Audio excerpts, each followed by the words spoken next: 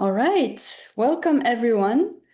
Very happy to have you here with us in this webinar sponsored by the theory section of ISA. I am Zainab El-Barnoussi, I go by Z, chair of the section, and very happy that our community had the luck to honor the work of Emma Hutchison uh, and its sizable theoretical contribution to international relations theory. I would like to seize this opportunity to invite the attendants to join our section if they haven't already. It is a place where you can join a community of thinkers on international relations theory, and there is also the possibility to contend for 5 awards. Currently, the calls are out: Best Book, Best Conference Paper, Post-PhD, and Pre-PhD, Best Edited Volume, Special Issue or Symposium, and Best Distinguished Scholar Award. I'll be putting a link, but you can visit also our page at isanet.org. So in this session, we'll be talking about this very important work of Emma Hutchison and emotions in theorizing world politics.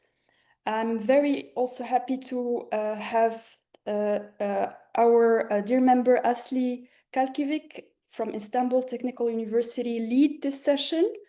And I'll pass it on also to tell us about our wonderful panelists, and very grateful to have you with us. Thank you. Thank you, Zainab. I would like to begin by thanking everyone who's joining us in this very special conversation where we remember an inspiring colleague, an amazing human being, and a good friend. My special thanks to our speakers, Roland, Annette, Jessica, and to the theory section of the ISA and Zainab for enabling this conversation. My first encounter with Emma was through her book, Affective Communities in World Politics, which won the 2017 Theory Section Best Book Prize. At the time, Theory Section and the Millennium Journal were collaborating on the editing of special issues for the award-winning books. Jessica and I edited the symposium and wrote the introduction to the volume Debating Trauma and Emotions in World Politics, dedicated to Emma's book. The following year, as the previous year's award winner, Emma joined the award jury, and we co-chaired when I was acting as the theory section chair. That's when I had the incredible privilege and pleasure to get to know Emma.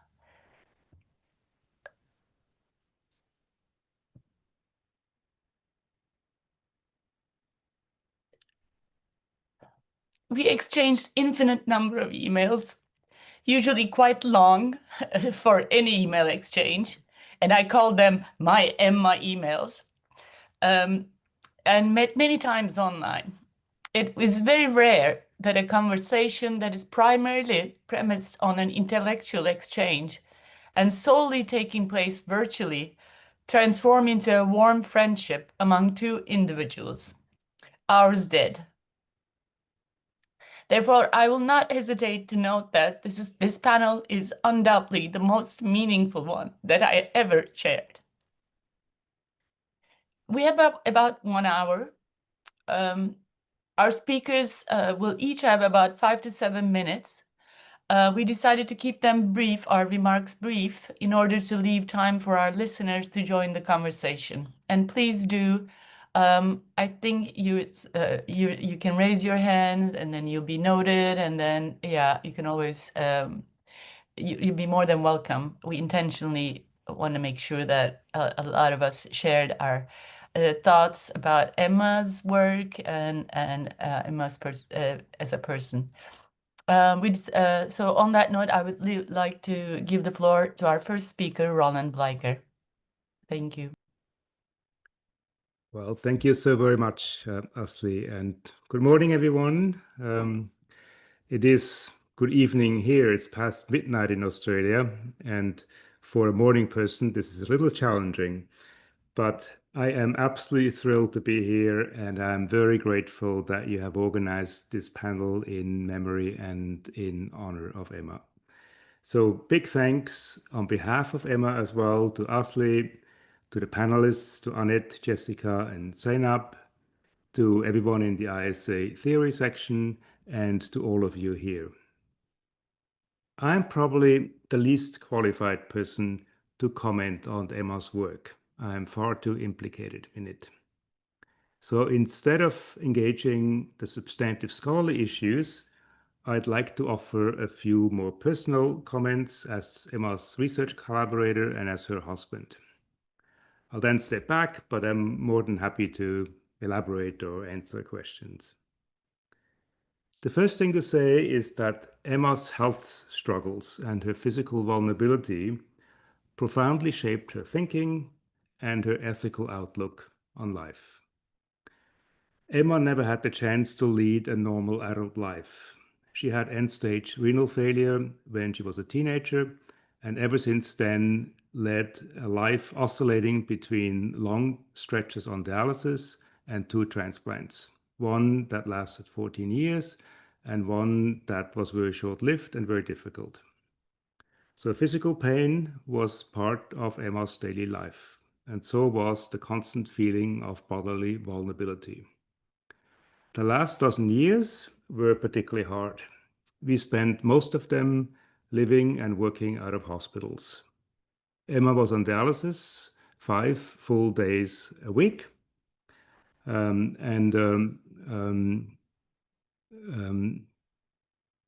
basically had about 2 dozen or more surgeries, including several serious ones. I'm mentioning this for 3 reasons, and I'll be very brief. The first one is, despite pretty much living in hospital for most of the last decade and being in constant pain, Emma never lost her smile and her joy for life. And a big part of this was her love for the world of ideas, for scholarship, for reading and writing. This love kept her alive. So in many ways, you kept her alive, because you were the scholars that Emma read, and you were in her head all the time. And I know that because we talked all the time about what was in her head. And this is why I'm very grateful that you have put this panel on today in honor of her. And I can't stress enough how happy she would have been to know that. Second, Emma's bodily vulnerability profoundly shaped her thinking and her ethical outlook on life. If you're constantly in pain and vulnerable, the world around you looks different. There is no way around daily confrontations with doubt and with contingency. For Emma, this translated into a deep awareness of the world around her, an appreciation of the wonders of everyday life, and that's why she was able to smile every day, but also an acute awareness of bodies, especially of vulnerable bodies. She always noticed those less privileged than her, physical or otherwise, those who were pushed to the margins by the machineries of power. What emerged from this was a commitment to fairness and inclusion, which manifested itself in all of Emma's daily interactions, including her teaching and her research. Scholarship was her way of engaging the world, her form of activism. She wrote not because she wanted to advance her career. Having a chronic disability, she never had the illusion that she could have a normal career. She never had the luxury of a full-time job or a tenure-track position. Her professional life was as unstable and as contingent as her health situation. Emma read and wrote because she was passionate about the world of ideas and because she wanted to make a genuine difference. Reading and writing for Emma was a way to imagine a better world, one that is more free and more fair than the one she experienced, less saturated with pain and suffering. The third and last brief point I would like to mention is the most obvious one, that the substance of Emma's scholarly work over the past 20 years was shaped by her bodily vulnerability too. Her interest in trauma, her interest in emotions, and her focus on humanitarian responsibilities. For the first dozen or so years, a big focus of Emma's theoretical research and of our collaboration was with understanding how individual emotions become collective. To do so, we focused on processes of representation, and especially on visual representations. During the past decade, Emma increasingly turned her attention to the role of bodies and sensory factors. A pivotal moment in this shift in Emma's thinking was taking place in the context of the Millennium Forum that Asli mentioned, that Asli and Jessica spearheaded, and that also involved other wonderful scholars. Much of Emma's thinking and writing over the past few years, and much of our collaboration, focused on these topics. We did not manage to advance our projects as fast as we would have liked to. There was far too much time in hospitals, far too many emergencies, and far too many traumatic experiences. As a result, we have several half and near-finished essays in our various bottom drawers and a book in the making. I will make it my mission over the next few years to complete these projects on behalf of Emma. I am not sure how fast I will be. The 6 months since Emma passed away were far less productive than I had hoped for. But I will persist, and one day you will get to see more of Emma's wonderful ideas in print. For now, though, a big thanks, especially from Emma, on behalf of Emma, for putting on this wonderful event. Thank you so much, Roland. Thank you. Annette, would you like to follow up on that? Thank you indeed, and good afternoon from Europe. I'm at the University of Amsterdam. I'm going to shift to talking about Emma's work because I've not had the pleasure of knowing Emma personally, really, but her work has been important to me ever since the article in, I believe it was 2008, on Fear No More, Emotions and World Politics that she co-authored with Roland. And it has been important to me because it highlights, of course, the significance of the affective dimension or emotional dimension of politics at all levels, really, not only at the level of international relations. Her contributions have obviously been important for advancing the understanding of emotions in world politics. And I appreciate next to that also the insights that she's offered in how communities navigate experiences of trauma and integrate those in their collective identities, and how that shapes group dynamics and collective action. And here, of course, the book Affective Communities in World Politics is crucial. I also fondly remember the IT forum on theorizing emotions in world politics, also co-edited with Roland. And there would be so much more to list, but that's not the point of our getting together here. What I want to do is to briefly talk about what I think are the basics of Emma's ideas about community emotion and trauma, because we have some 100 participants and I'm not sure everybody has read Emma's work. So for the benefit of those who haven't, I want to briefly cover what I think are the basics. And I want to link those to the concept of ontological security, because I believe there's more to be made of the linkage between Emma's work and also Roland's work and the work done on ontological security. I'd like to touch on the sensibilities I share and the priorities I share with Emma's work, because there's really a lot of shared interest. And if there's time, I'd like to get into the challenges that are faced by work on emotions and work politics. There's many, but I want to focus on a few. So to start with, the basics of Emma's theories on community and trauma, I think can be summarized as 3 postulates. The first postulate would be collective emotions are foundations of community. Emma argued that communities are to an important part formed and maintained through shared emotional experiences. And those affective communities rely on collective emotions like grief or hope to bind individuals together, create a sense of solidarity and a collective identity.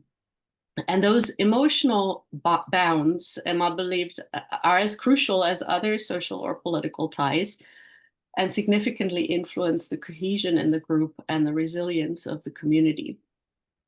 The second postulate is that trauma plays a crucial role in collective identity formation.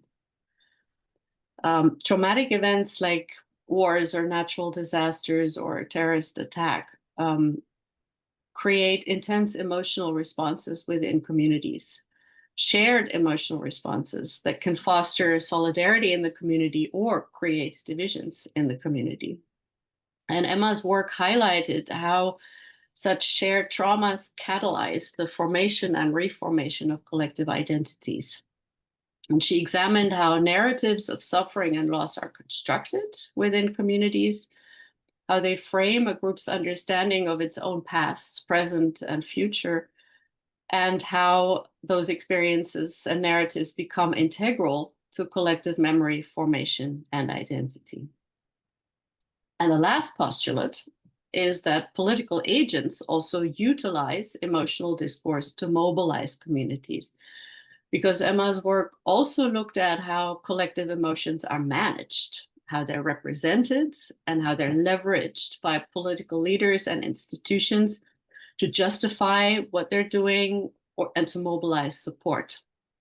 For example, she pointed out how fear and anger are often employed to galvanize support. And she analyzed how trauma can be politicized and manipulated. For example, how collective grief can be channeled into a nationalistic fervor or calls for revenge. And her research includes the investigation of how emotional discourses shape policy responses to crisis and to conflicts. Those, I would say, are the basics. Of course, others might represent her work differently. What's important to me is to build a bridge to the concept of ontological security.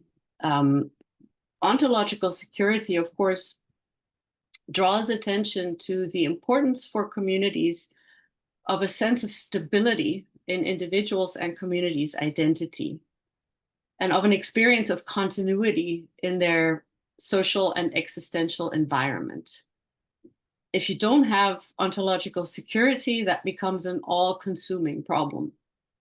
And I don't want to mention any contemporary examples now, but I want to say for myself that the concept of ontological security has helped me to comprehend the incomprehensible. And I find this an important literature to which Emma has made valuable contributions, even if they're not always spelled out in her own publications. Because Emma's work, in fact, shows how emotions play a significant role in establishing and maintaining ontological security. Experiences of safety, trust, and emotional stability are essential for individuals and communities to perceive that they are secure in their identities and that they're secure in their place in the world. And traumatic events can severely disrupt ontological security because they shake the continuity of a community's experience and they threaten the established sense of trust and stability. Emma's work explored how collective trauma challenges the coherence of identity, leading to feelings of uncertainty, to fear, and to a sense of vulnerability. And she argues that collective emotional responses to trauma, how communities respond, are crucial for re-establishing ontological security. because shared emotions, again, like grief or solidarity, can help rebuild a sense of community and continuity. Here also, political actors have an important role to play by engaging in what I would call emotionally intelligent discourse to reassure the community and restore a sense of normalcy and trust. And such narratives can help reconstruct a coherent identity for the community and promote resilience and recovery. And I think this helps make very clear how relevant Emma's work is, in case anyone was still wondering about that. I want to briefly touch on our shared sensibilities. The first is very obviously an attention to psychology in IR and to emotions more specifically, because both of us have worked to emphasize the importance of emotions for understanding world politics. And while Emma looked into the role of collective emotions and trauma predominantly, I studied the role of basic motives, which are inseparable from their emotional loads. Some of Emma's work has been more empirical, while I focus more on the role played by psychological expectations in our theories. But I've also studied emotions empirically, such as in recent work that explains collective inaction in the European Parliament through an analysis of clashing emotions among decision makers. The second commonality is a critique of rationalist approaches, because both of us have challenged traditional rationalist approaches in IR by arguing that those overlook or sideline significant emotional and other psychological dimensions of political behavior. And we both have advocated for more comprehensive frameworks that incorporate affective and other psychological factors to better understand IR and decision-making processes. Of course, that's easier said than done. Thirdly is interdisciplinarity. Both of us have utilized interdisciplinary methodologies drawing from psychology, sociology, and elsewhere, which allows us to address complex socio-political phenomena more holistically. Now, Emma has been called a constructivist as she emphasized the social construction of emotions and how their meanings are shaped by cultural factors, historical and political contexts. And her theories acknowledge cultural variability in emotional experiences and expressions, and she shows how different communities may respond to trauma in different ways. I, of course, don't deny the dynamic and varied social construction of perceptions and identities. It would be very silly to deny that. But I remain interested in identifying commonalities of human experience and behavior at the species level, which is one of the reasons I, for one, don't self-identify. One of the reasons why I don't self-identify as a constructivist. I'm not sure, actually, if Emma did. You tell me. And ultimately, my work on human motivation and the role of emotions in decision-making then connects neatly with Emma's interest in how collective emotions influence identity and community formation.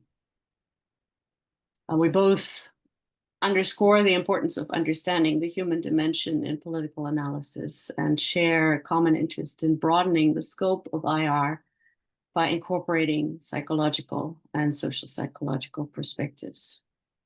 I'll take only a few seconds to signal the challenges posed for this kind of work, because I want to give the word to Jessica in a second. The first challenge is the beauty in interdisciplinarity is, of course, simultaneously an enormous challenge. You have to read a lot. And as Roland told us, Emma did, you have to read a lot. You have to familiarize yourselves with the canons and the state of the art of other disciplines, which is a huge challenge indeed. Second challenge is the inability to measure emotions with the tools of our discipline, and the more important we think it is to actually measure emotions, the more we are drawn outside of our discipline into fields that are very far from what we were taught. So that is a conundrum. The complexity of how human emotionality and human psychology works, which stands in tension with demands for parsimony in our theorizing. Fourth is the aggregation problem, And Roland and Emma have worked, as Roland just said, on how individual emotions become collective. That is, of course, one expression of the more general aggregation problem in IR, from which research on emotions suffers. And the fifth problem is that rationality remains the baseline in most research, in both an empirical and a normative sense. Empirically, in the sense that emotions are still too frequently looked at as aberrations from what would be normal political behavior, which is often identified with at least bounded versions of rationality. And in a normative sense, also the idea that explaining the emotional content of political behavior is the same as excusing it.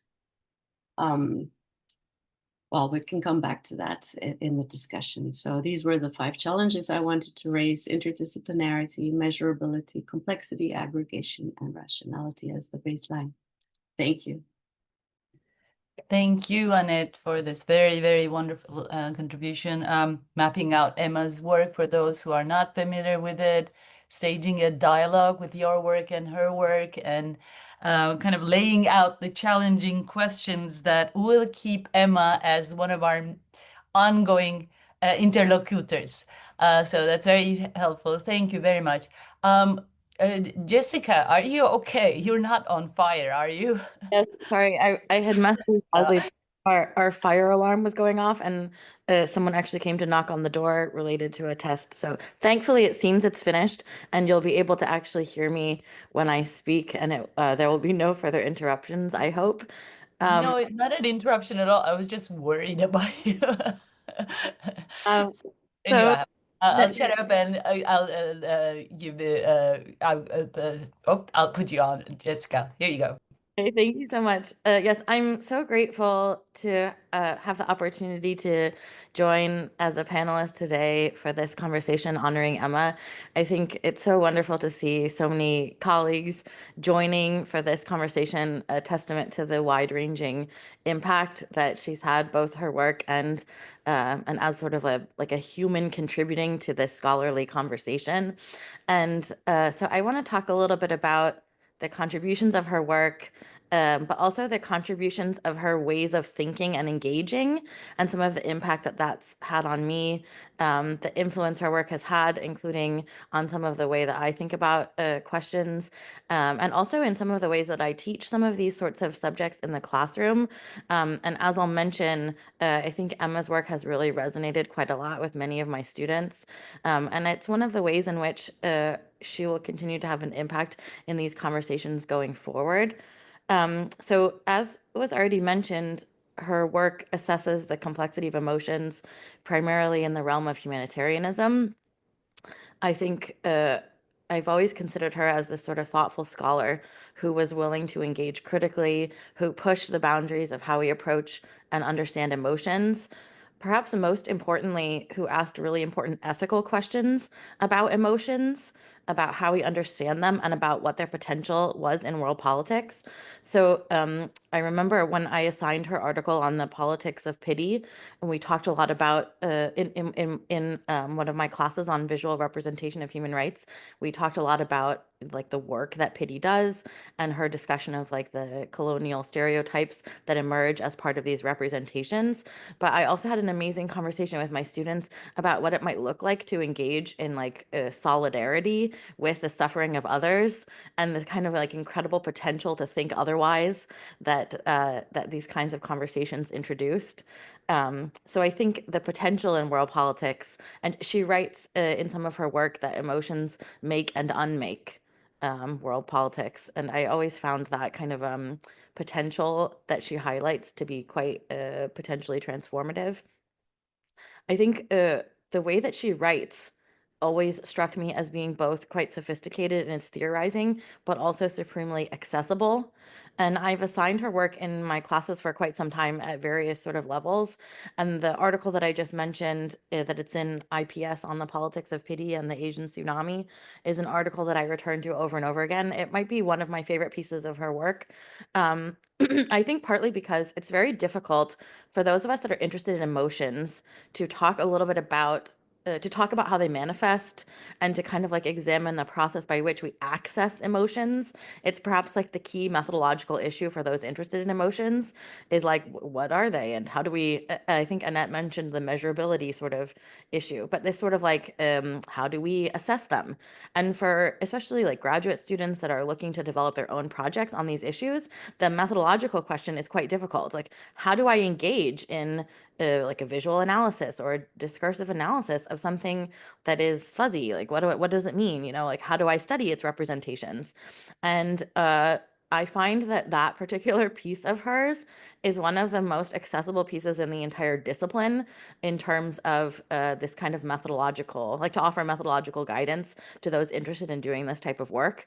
And I think that's super important, like beyond the really important theoretical contributions that the piece makes, the way that it functions as a model for like burgeoning scholars, emerging scholars in the discipline about how you can engage with, you know, a body of newspaper articles, how you can ask and answer these types of research questions. And I will say that when I taught my visual representations on human rights graduate class a couple of semesters ago, my students said that that article was the most useful article, like the most interesting and useful piece the entire semester. So apologies to everyone joining us who works in the area of visual representation, emotions, etc. But Emma beat you all out with her Politics of Pity article.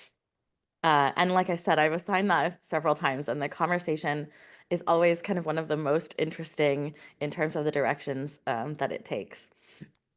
As Ashley mentioned, after she won the ISA Theory Section Book Award for her book Affective Communities, Millennium published a forum on her book, and I was one of the invited contributors. I actually, I was not on the book award committee or anything like that. I had not read the book until I was asked to participate in the forum. It was on my sort of list to read, but my first encounter with the book was in the context of contributing to the forum. And I'm like everlastingly grateful that I was able to participate in the conversation. But I think Roland mentioned that a lot of the contributors pushed Emma to focus on the role of the body related to emotion.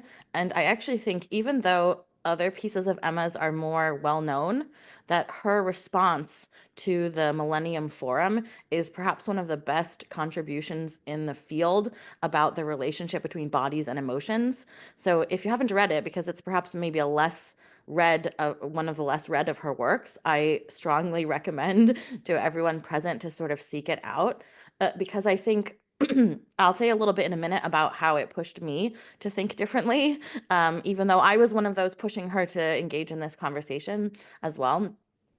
But I think that her response was sort of it not only exhibited the hallmark of kind of her way of thinking, but also highlighted one of the things that Roland mentioned, which is the tremendous impact that her own experiences had on the way that she approached some of these questions in terms of her research.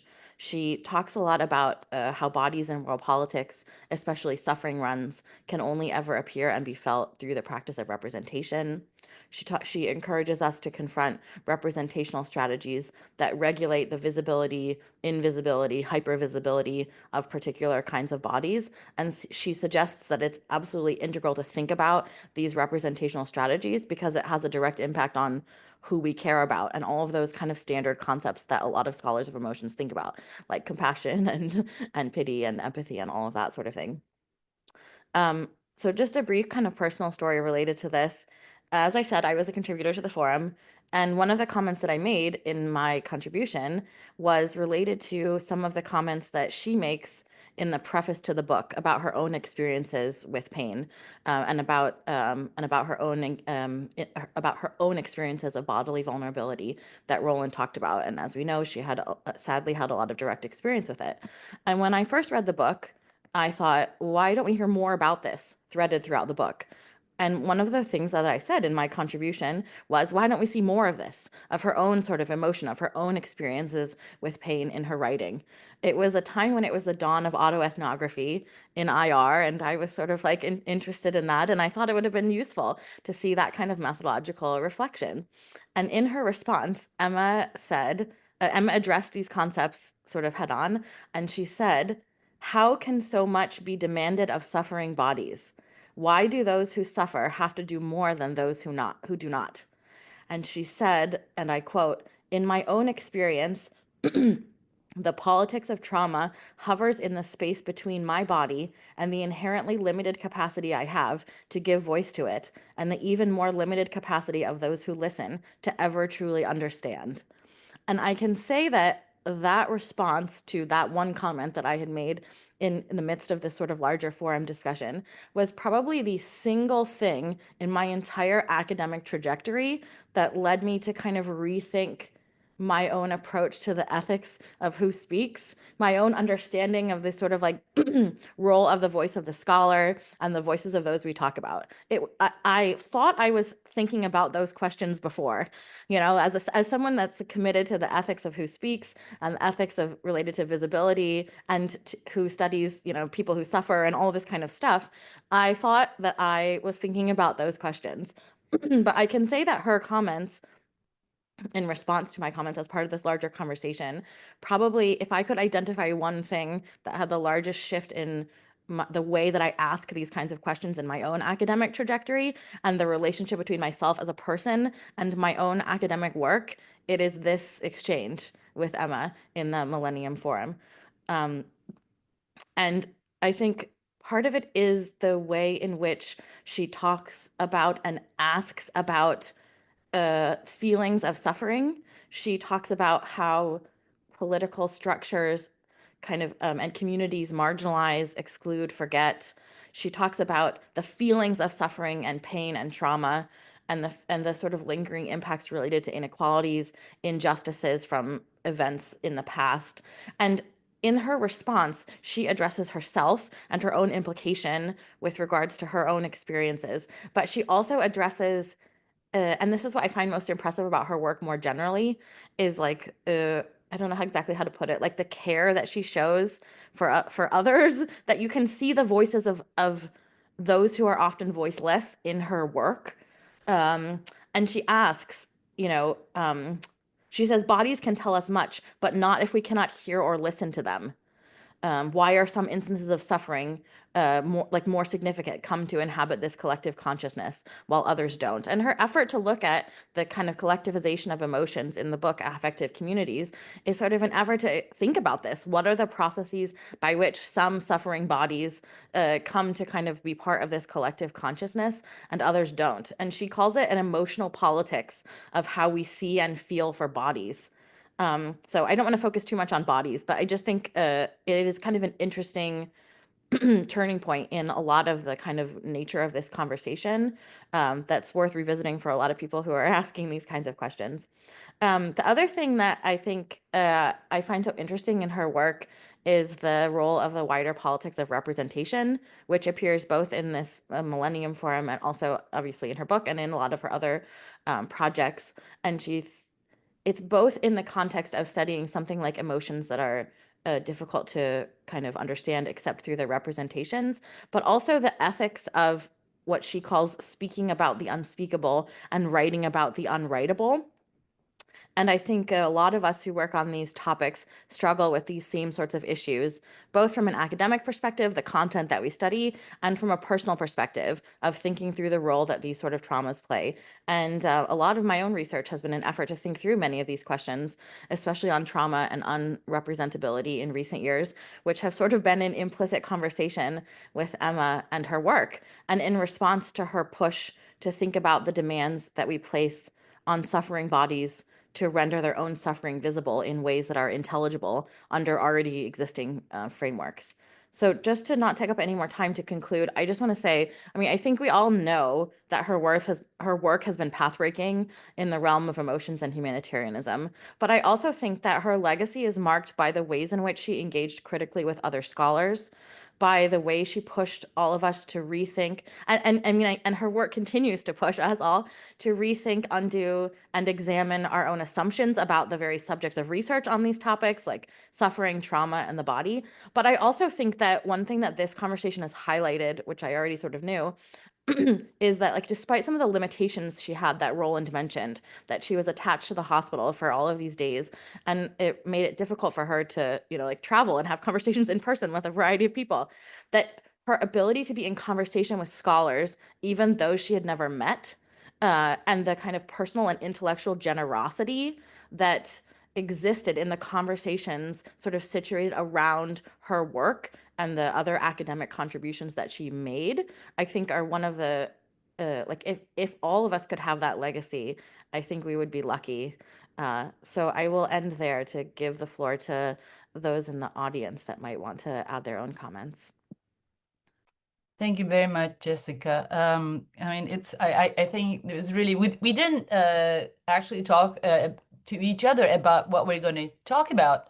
But I think it all fits kind of nicely with Annette focusing more like looking at theoretical framework, ontological, epistemological questions, and you coming in to think about the methodological and pedagogical questions surrounding studying and understanding politics of emotions, as well as I think since we're all like theory section oriented people, as well as the ethics of theorizing, and in this case, theorizing emotions. I think it's a good reminder, not only just theorizing ethics, but the ethics of doing theory, and then also the link and the ongoing you know, Emma's ongoing presence with us. So that's wonderful.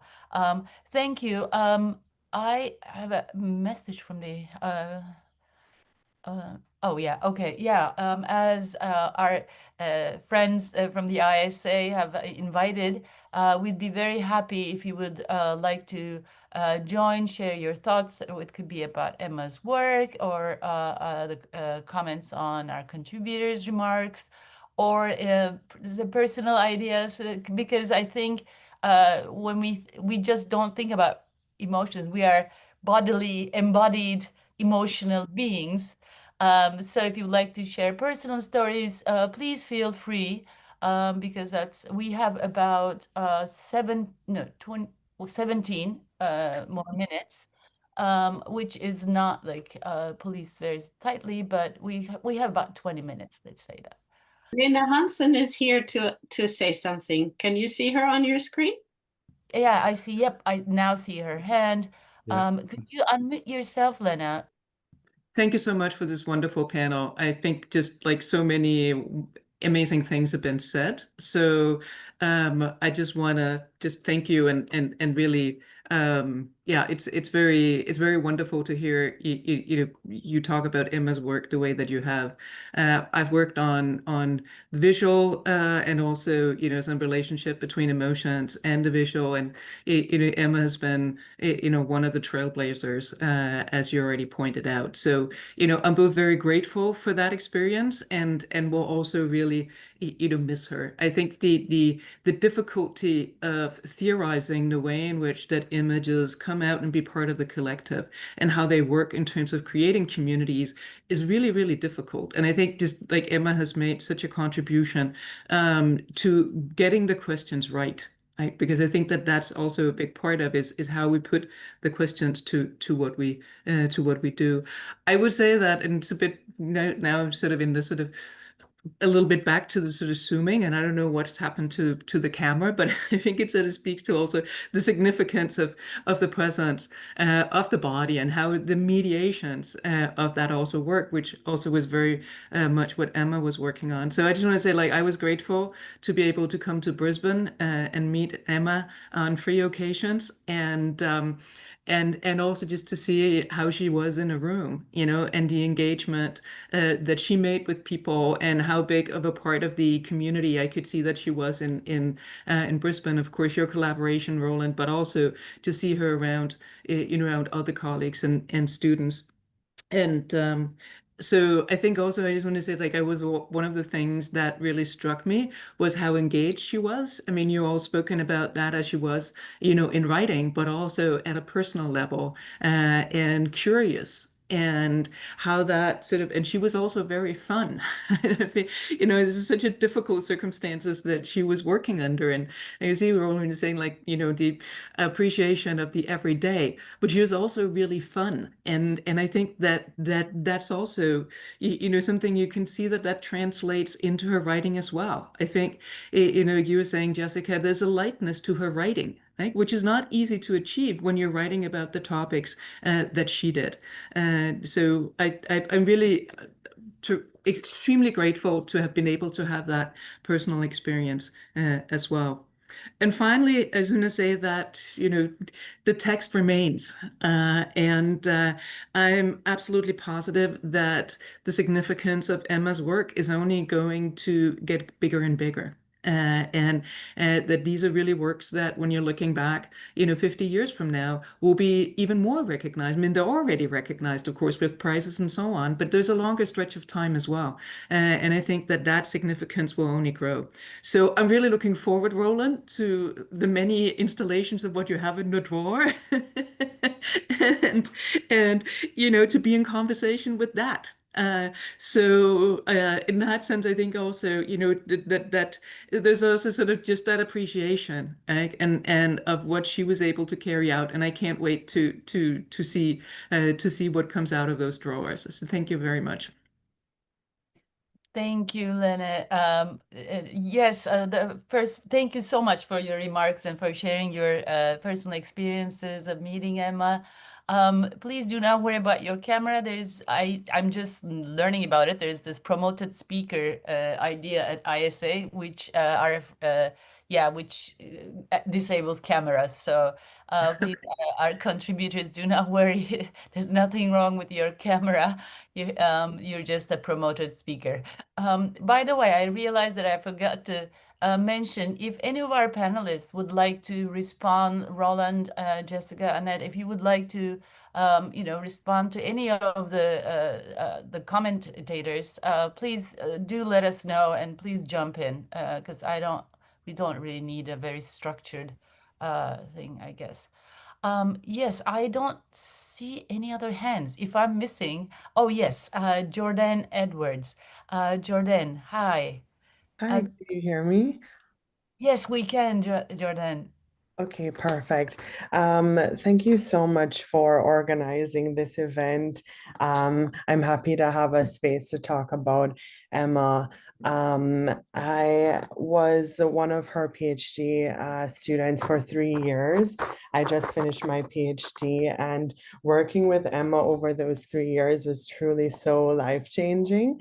I think all of you sort of mentioned this before, but I really wanted to highlight one of the major things that just fascinated me about Emma and her work was how she was able to really bridge a wide variety of disciplines and fields together.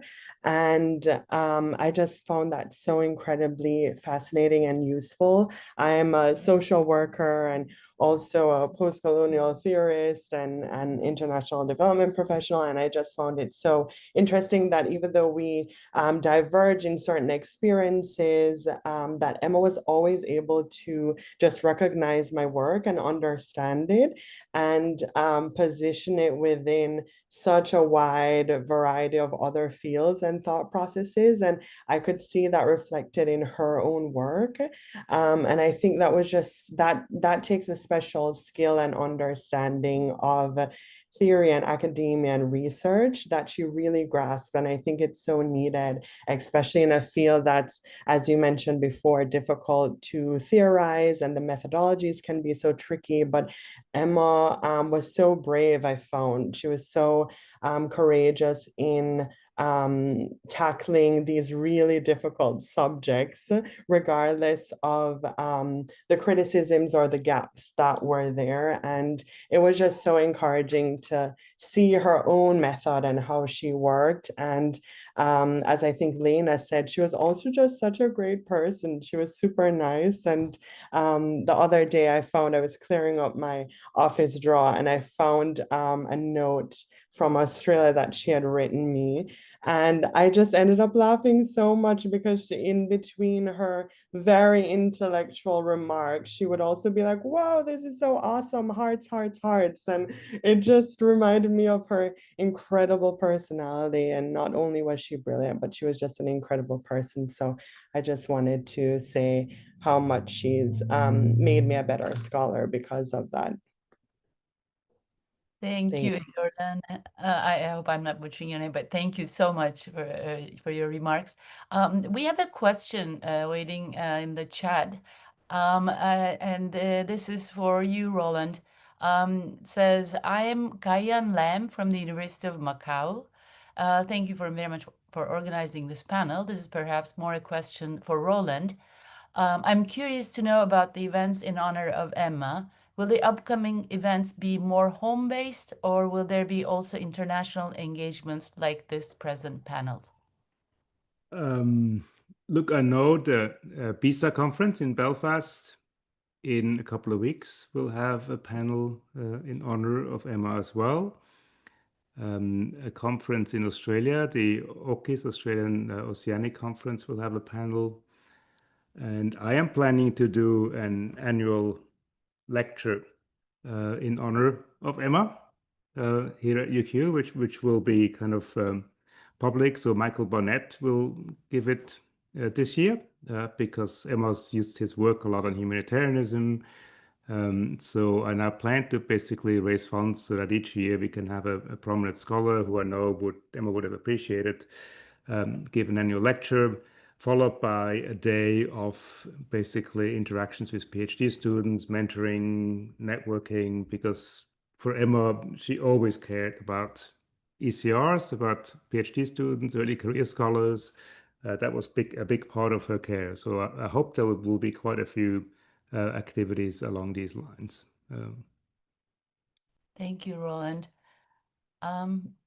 Unless we have any other one would like to join. There are some remarks. Since we have time, I would like to read them to share with our audience. There's one from Holly Ryan and Sophie Harmon, watching and celebrating Emma together in London, says, and they note, Emma's work has been incredibly informative and inspiring for both of us. We both had the pleasure of spending time in the light of her company in Brisbane. Thanks to the ISA and the panelists for organizing this. Like Lene, we look forward to and will support the work that comes from those drawers. Roland, you've got a lot of work waiting for you. Much love, Holly Ryan and Sophie Arman, watching and celebrating Emma together in London. There's one from Michael Orsini, who has said, thank you for the opportunity to remember Emma's work and her extraordinary capacities as a scholar and person. I will cherish the short time I spent in Brisbane with Emma and Roland. Thank you, Holly, Sophie, and Michael, for your comments. Yes, I'm turning to our some speakers. Is there anything you would like to make last remarks or anything you'd like to add before we probably finalize? I just want to encourage Roland to do the work. It must be incredibly hard, but I really hope you get all of that stuff out there for us to read. Thank you. It is hard, but this is also what gives me meaning, and I actually look forward to working on a few things that we sort of got stalled. But I want to say a couple of things. One interesting thing that Lene mentioned about language. I was actually going to mention this point in my talk, and then it was gotten way too long. But for Emma, language played an extremely crucial role. It wasn't just about communicating ideas. She felt that that's where meaning was located. Like she spent an incredible amount of time composing emails. You know, for her, an email wasn't just an email. It was something she really wanted to convey what she felt, and she wanted to convey the care to a person. And that was the case until the very end. Like the last few months were difficult. She had her left arm was paralyzed. She had two fingers amputated on the right hand. And I would often sort of do a draft, or I would, she would dictate something, and she would always feel that my drafts were too Germanic. they were too direct, too pragmatic, and she always insisted on what she called Emmafying the email. So she would, until the very end, spend a huge amount of time rephrasing my drafts to make sure the email contained the kind of meaning, the kind of care that she wanted to convey. And so for her, language was an extremely crucial part in her writing, in her communication, because it was the location of meaning. So lots of other things I could say. I just reread her Millennium essay, Jessica, for something I'm co-authoring with Emma, and I got stuck at exactly the same passage that you mentioned in the conversation with you about the responsibility of suffering bodies, and how she sort of stressed that the witness has a responsibility as well. And that was exactly the passage I underlined and said I got to come back to that. But I don't want to monopolize the conversation, but I just want to thank everyone on it, and also Jordan. It was lovely to see her, and Jessica and Lene, and Sign Up and Asli for organizing all this. I know Emma would have been absolutely thrilled and honored and happy to know that we have organized that. So a very, very big thank you. Thank you, Roland. Oh, there's messages coming up, but before we turn to them, thank you for this new contribution to the lexicon of a scholar, Emmafying an email. So we should probably all be attentive of that too, because I get lots of pragmatic and just poof emails, except for Emma. And so I went back. You read her article. I read my Emma emails. They were like full of smiley faces, and then a huge paragraph, like very intellectually engaged. So it was amazing. So Emmafying an email, I will always try to do. So we have a few more minutes, and there are some comments coming down. So there's from Eloise Weber, who says, "We all miss Emma so much. She was also a very committed and dedicated director of Equity, Diversity, Inclusion Committee." Then Anaga Tengalao, thank you all for bringing us together to remember Emma. Not only she changed the ways we think about emotions, but also the way she wanted us to be with each other. The care with which she wrote and supported her students also was so amazing. Every time I read her work, I'm reminded how brilliant she was and how much she means to all of us, not only as a scholar, but as a person who took all her relationships deeply. And yeah, I think that's it. So on those beautiful notes from our friends and colleagues, I think we can now wrap our meeting. I want to thank, first of all, once again, to our speakers for this perhaps emotional, but also very intellectually engaging, inspiring conversation. I'm sure a lot of people will take a lot of cues from it. I hope they do. And then, yeah, yes. So thank you, everyone, and also for joining us today. Yep, thank you. Thank you so much. Thank you. Thank you. Thank you, everyone. Bye. Let's keep the conversation going. Yeah. The best honor of her legacy. Roland has his to-do list, but I think if all of us can continue the conversation with Emma, I think that's the best way to move forward. Thank you. Yes.